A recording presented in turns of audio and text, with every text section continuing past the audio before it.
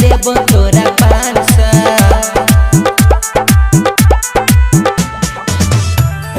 Vaishnavi recording studio Akhatwara. DJ Amit Tiwari, DJ Amit Tiwari, DJ Amit Tiwari,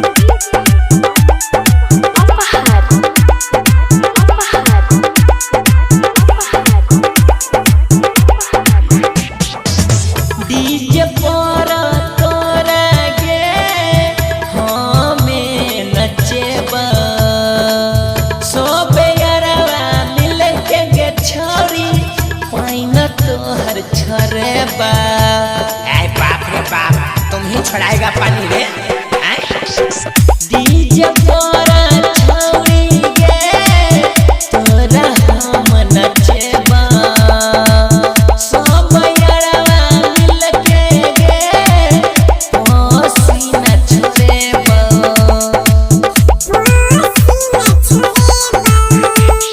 सोबे बरतिया मजा मारल आओ बाप रे बाप, बधाई रे। सोबे बरतिया छोड़ा मजा गेला लका।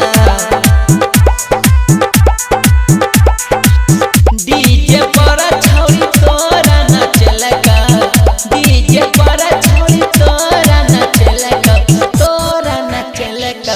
छोरा संगे नचाबे तो देबो तोरा 500।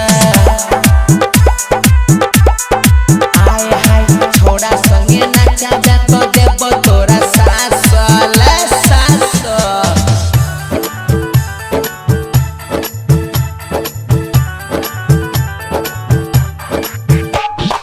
DJ Amit Tiwari, DJ Amit Tiwari, DJ Amit Tiwari, Vaishnavi recording studio अखतवारा।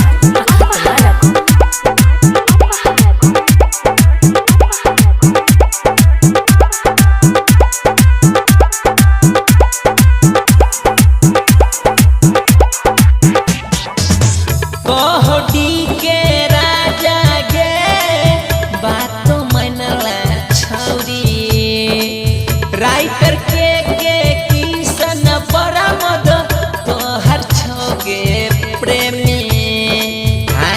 इसमें आशिक भी है।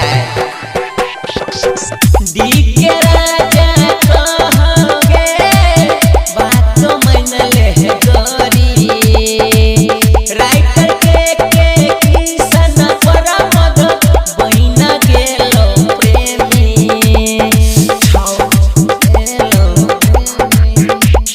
छौरा बरतिया गे पाइन पिएता।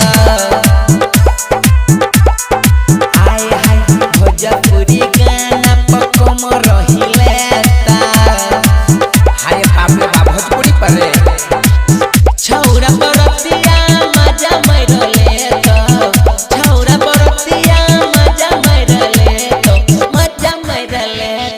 छौरा संगे नचबे तो देबो तोरा 500। छोरा संगे नचबे तो देबो तोरा 500। Vaishnavi recording studio अखतवारा।